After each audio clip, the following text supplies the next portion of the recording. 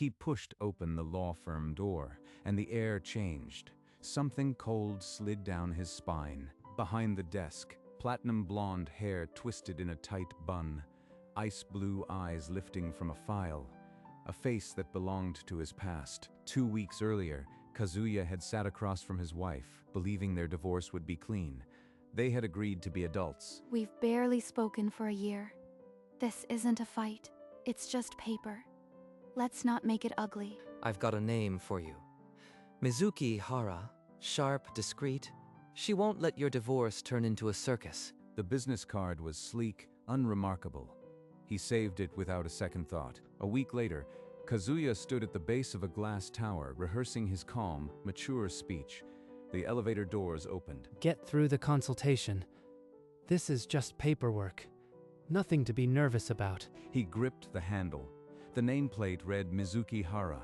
He didn't connect it. Not yet. Inside, Mizuki adjusted her glasses and scanned the intake form. The name Nakamura rang no alarm. Just another client. The door clicked shut. Mizuki's gaze rose. Two strangers in a professional box until the past caught them both. That hair. Those eyes. I saw them exactly once. At my own wedding. Nakamura. No, it can't be. That's my sister's married name. Silence stretched like a wire. Mizuki's hand froze on the open folder, her knuckles white. Wait, you are Yuki's sister. The younger one. I met you at the ceremony. And you are Kazuya. I didn't recognize the name. I haven't spoken to my sister in 6 years. Legally, I should refuse this case. It's a glaring conflict of interest. I almost just did. Then, why haven't you? Why are you still sitting here? Because maybe this case can answer questions I've been too afraid to ask. Full transparency. That's my only condition. His answer was a handshake. No documents signed yet, but the contract was sealed in that grip. At her desk long after midnight, Mizuki pulled up the joint accounts. Due diligence, she told herself. The screen glowed red. Cash withdrawals, casino markers. 3 months of dwindling balances. This isn't household spending. These are casino names. Yuki, what have you done? Deep in a shared folder of Yuki's old papers, she found it. A debt collection letter, final notice hidden. She never mentioned a single yen of debt. The amicable divorce was a lie. I need to call him. Kazuya's phone buzzed at 11 p.m. The caller ID said, M. Hara. His stomach dropped. I found gambling debts in your joint accounts and a collection notice. This isn't what you think. Gambling? What are you talking about? Yuki wouldn't. She never. I'll explain everything at my office. Come now. Don't confront her yet. Trust me. He was out the door before she hung up. The word gambling carving a hole in everything he believed. Mizuki spread the statements across her desk. The paper trail was damning. Withdrawals, credit card cash advances, all in clusters. These are casino markers. Cash advances from a loan shark. She's been bleeding your assets while you were at work. She spent thousands while I slept next to her. The whole marriage was a shell game. We need an emergency asset freeze tonight, before she drains the last accounts. I've already drafted the petition. By sunrise, a judge's order had locked every joint account. The gavel fell, and Kazuya's world tilted. Yuki's text lit up Kazuya's phone. What have you done? Freezing my accounts without a word. You've ruined me. Kazuya, please. It's not what it looks like. There's been a mistake I can explain. Explain what? Yuki? The casino visits? The loan shark letters? You've been lying for years. By afternoon, the divorce petition hit the public docket. A reporter's blog called it the quiet divorce that wasn't. The phones started ringing. Mizuki didn't blink. It's out now. No going back. Kazuya just stared at the courtroom sketch of his wife.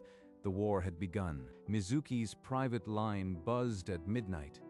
The screen glowed with a name she hadn't seen in 6 years. Yuki. Mizuki, it's me. Please don't hang up. 6 years of silence, and you call now? When my name's on your husband's petition. I didn't know it was you. The freeze order had your name. Please. You don't understand what I've been through. The old photo on her desk. 2 little girls in a garden, before the death, before the blame. She blamed me for killing our father, turned everyone against me. Now she wants mercy. The gambling started after we lost Dad. I couldn't sleep. I needed the noise to stop. You turned our family into a debt notice, made me the villain so you could survive. That wasn't grief. That was selfish. They met in a cold conference room. 6 years of wounds sat across the table. She left her duty to Kazuya clear, but her heart splintered with old and new pain. Kazuya waited in the corridor, the door barely muffling the raw voices. He wasn't a husband. He was a spectator. You never came home after Dad died. You abandoned us all. I was at the morgue signing cremation papers. You didn't even show up to his funeral. This war was burning long before I set foot in that office. I am just the fuel they needed. I was too scared to face anyone. Then the loan sharks started calling. I didn't know what else to do. You could have called me. Instead, you told everyone I was to blame. You made me the family poison. Yuki threw herself forward, and for a fractured second, the 2 sisters held each other, 6 years crashing into one embrace. I am still Kazuya's lawyer. This doesn't erase the debts or the lies. Kazuya, in the doorway, saw the embrace shatter. For a moment, he saw not an enemy, but 2 broken sisters. It's not over. She can't keep hiding behind grief. The truth still hasn't come out. 2 days later, Yuki retained Sato, a razor-sharp litigator with a reputation for discrediting opposing counsel.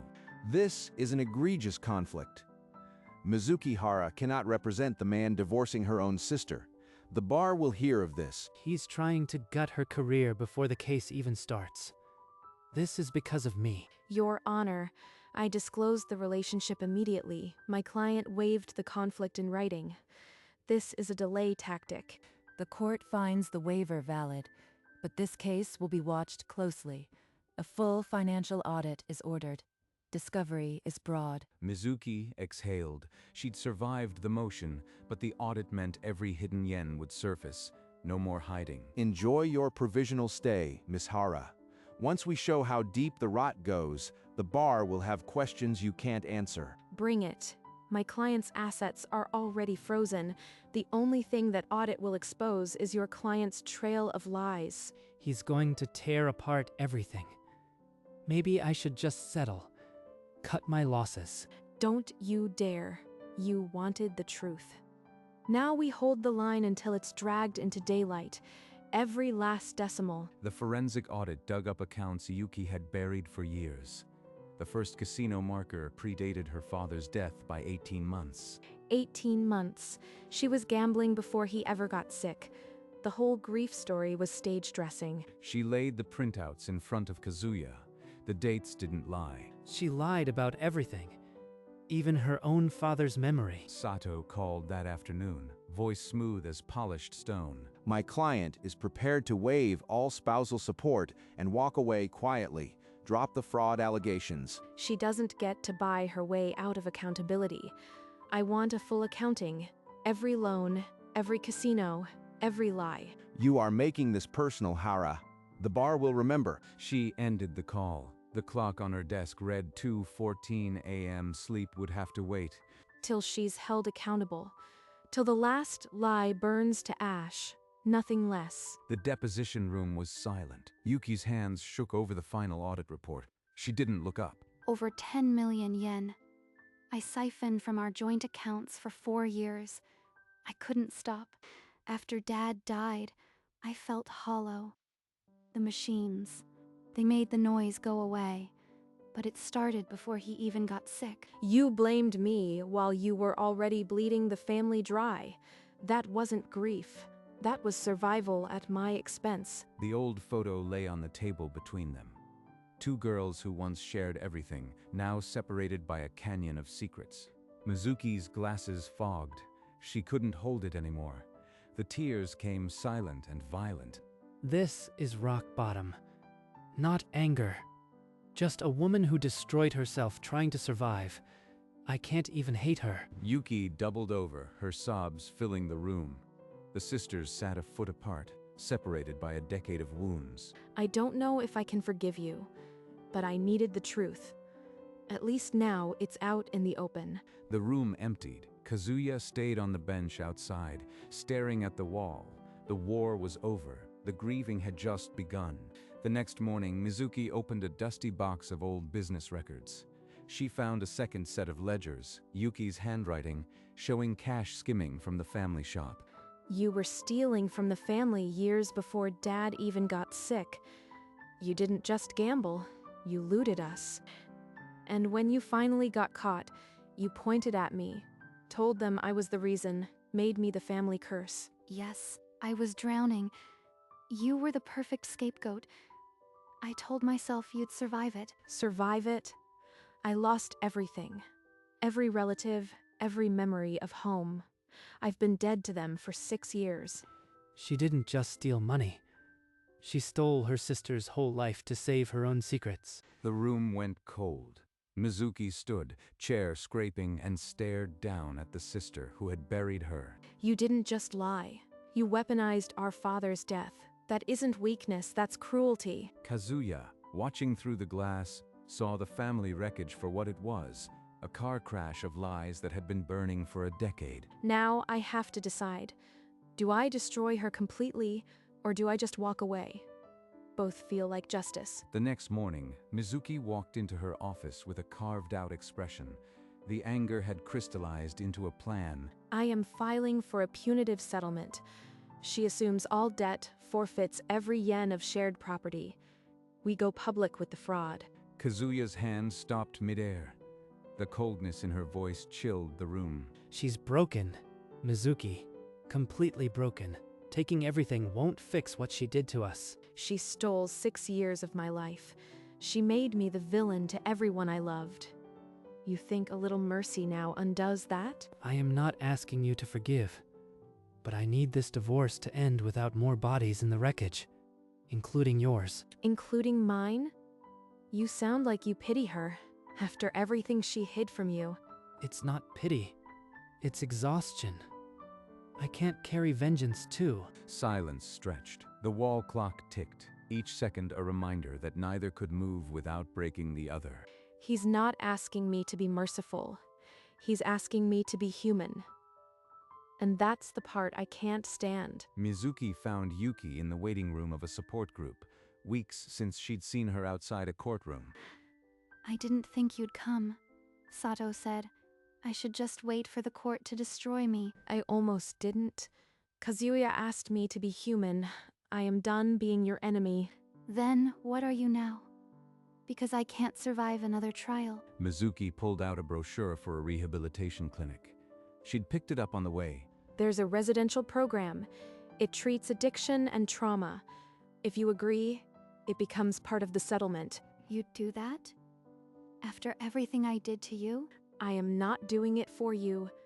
Destroying you would make me the monster you created. I don't want that. Yuki broke down. Raw, ugly relief, not deposition tears. Mizuki didn't reach out, but she didn't leave either. This isn't forgiveness, but it's a door. Maybe the first one that leads somewhere true. The proposal sat on Sato's desk like a grenade. Yuki had already agreed. Now her lawyer had to swallow it. Rehab instead of punishment.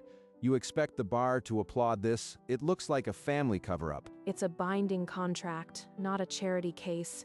She waives everything. I want the court to see a solution, not a corpse. I'll sign. I'll enter the program today if I have to. Just make it stop. The judge will see this as collusion, a sister representing the husband, now offering a soft landing. She's taking on all that debt alone. It's a prison sentence, not a favor. The pen scratched. Yuki signed without hesitating. 3 copies, each one a surrender. This doesn't fix us, but maybe it keeps her alive long enough to try. Sato took his copies and left without a word. The case headed for a final hearing, the hardest part still ahead. In the empty conference room, Mizuki sat alone. The settlement was signed, but the judge still had to believe it. The courtroom filled with the weight of final judgment. Mizuki stood at the table, the settlement file already marked Exhibit A. Your Honor, opposing counsel structured this settlement to protect her own family. That is an ethical breach, not a solution. Every term was disclosed. The respondent waived all rights in open court. This settlement is stricter than any judgment this court would issue. Miss Hara, this court is aware of the bar complaint. Did your family connection influence the terms you offered? The influence it had was to make me harder on her, not softer. I made her sign away every asset. The court can verify. And yet, she's the one walking away with nothing, a sister's pity dressed as legal mercy. He's turning her compassion into a weapon. This isn't about ethics. It's about winning. The courtroom held its breath. The judge's pen hovered. Then she set it down. The complaint will be reviewed separately. This court will now consider the divorce settlement on its merits. Mizuki didn't flinch. The worst was postponed, not over. Outside the window, the city lights offered no answers. The judge read her notes for a long minute. Then she lifted the gavel. The bar complaint is dismissed. Miss Hara, you are cautioned to avoid even the appearance of partiality in future. Understood, Your Honor. The divorce settlement is equitable. The respondent assumes all joint debt, waives claims, and enters mandated rehabilitation. Approved. The divorce is final. Court adjourned. Kazuya closed his eyes. The weight of two marriages, the real and the imagined, lifted off his chest. Mizuki and Kazuya walked down the courthouse steps, not as lawyer and client, but as survivors of a wreck they'd both crawled out of. Yuki remained in her seat, the gavel's echo ringing in her empty hands. She'd won her freedom too, if freedom meant carrying ruins. Back in her office, Mizuki slid her glasses off and let a tear fall onto the closed file. Outside her window, the city softened into evening. The case was over. The silence was earned. Yuki left her empty apartment behind, arriving at the mountain clinic with one bag. No lawyer, just a court order. Mizuki. It's me.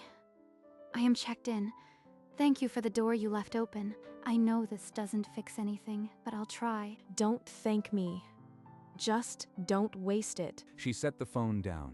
The tears came, not for the case, but for the little girl in the old photo. Kazuya slid off his wedding ring. 8 years, and it felt like removing a splinter. What now? The frame I built my days around is gone. 2 weeks later, he unlocked a studio.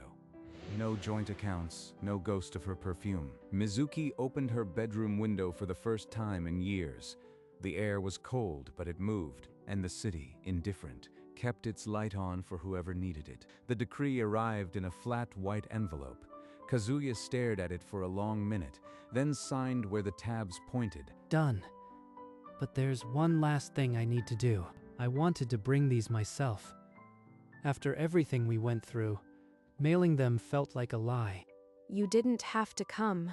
A phone call would have been enough. I came to thank you, not for the legal work, for staying human when it cost you. Her hand tightened.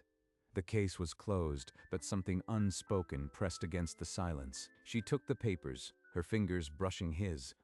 The touch hovered, then she pulled back, professional again. He walked outside. The city stretched ahead, loud and indifferent. In her office, Mizuki slid the file into a drawer.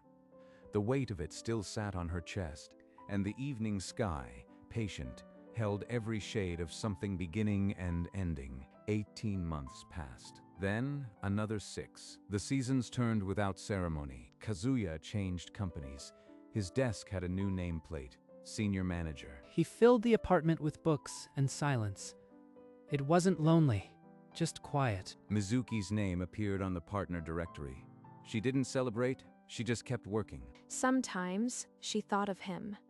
Then she buried it under another brief. Yuki completed her program and found a small room near the coast.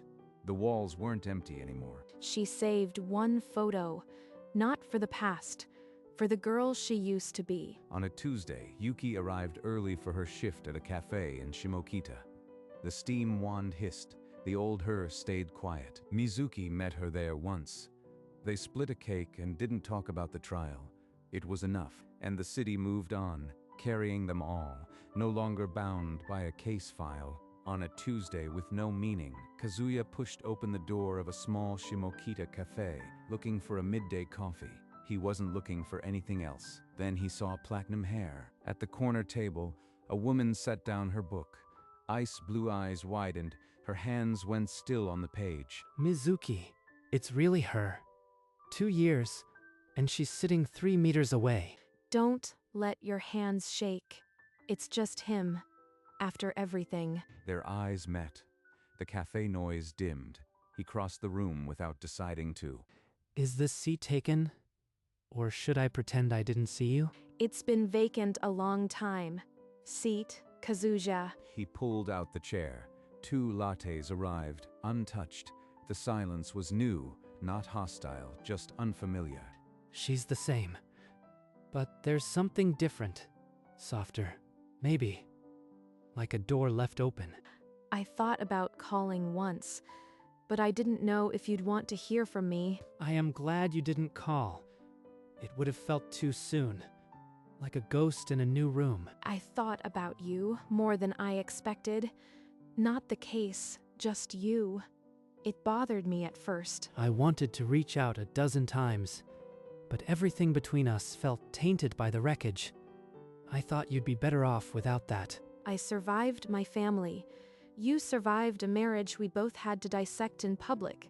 Maybe we earned the right to not be wreckage. The words landed softly. For the first time, the past wasn't a debt between them, just a story they'd both lived, their hands centimeters apart on the wood, neither pulling back. No case file, no court orders. Just 2 people who know the worst about each other and still want coffee. No file, just the air, and the way he says my name like it belongs here. This feels better. Not like before, but something else. And the afternoon sunlight, slanting through the window, didn't ask for definitions. It just stayed. They stepped out of the cafe. The afternoon had turned soft, the street quieter than either remembered. He didn't ask where they were going.